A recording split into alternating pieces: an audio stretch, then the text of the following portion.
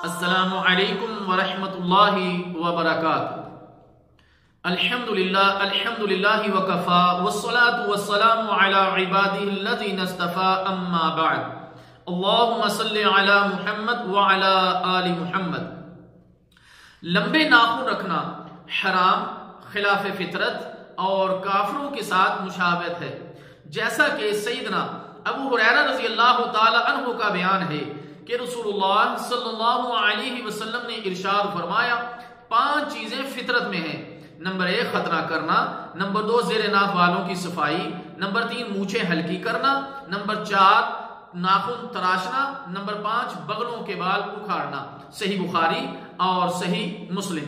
اسی طرح سیدنا انس بن مالک رضی اللہ تعالی عنہ بیان کرتے ہیں کہ رسول اللہ صلی اللہ علیہ وسلم نے ہمارے لیے مونچھیں کاٹنے، ناخن تراشنے، بغلوں کے بال اکھاڑنے اور زیر ناف بالوں کی صفائی کا زیادہ سے زیادہ وقت 40 دن مقرر فرمایا۔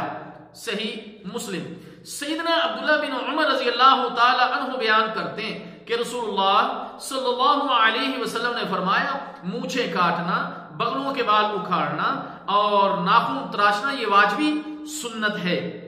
سنن کبریٰ للبیہقی اور اس کی سند بھی صحیح ہے۔ میرے محترم دوستو اور قابل احترام مستورات، 40 دنوں سے زیادہ ناخن نہ تراشنا حرام اور ناجائز ہے، کیونکہ یہ رسول اللہ صلی اللہ علیہ وسلم کے حکم اور سنت کی مخالفت ہے، جو سراسر ہلاکت اور بربادی کا ذریعہ ہے۔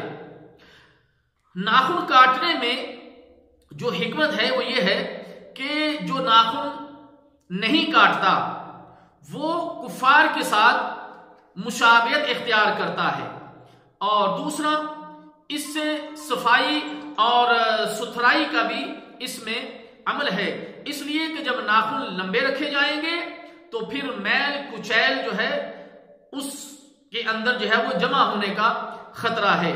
اور تیسری اور ایک اہم وجہ یہ بھی ہے کہ حیوانوں، وحشی جانور جن کے لمبے لمبے ناخن ہوتے ہیں ان کی مشابہت سے بھی بچنا ہے۔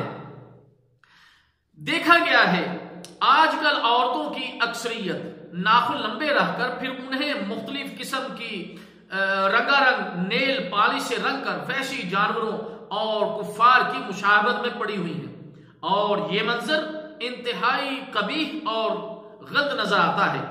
اسی طرح آج کل ہمارے لڑکے بھی ایک ناخن بڑھا کر فطرتی سنت کی مخالفت کر رہے ہیں اور بھول گئے کہ ہم کفار کی محبت میں اپنے پیارے نبی صلی اللہ علیہ وسلم کی مخالفت کر رہے ہیں۔ اللہ تعالیٰ جل شانہ سے دعا ہے کہ اللہ تعالیٰ ہماری مستورات کو بھی اور ہمارے نوجوان لڑکوں کو بھی کفار کی مشابہت اختیار کرنے سے محفوظ فرمائے اور پیارے نبی صلی اللہ علیہ وسلم کو اپنا اسوہ بنانے کی توفیق عطا فرمائے۔ والسلام علیکم ورحمۃ اللہ وبرکاتہ۔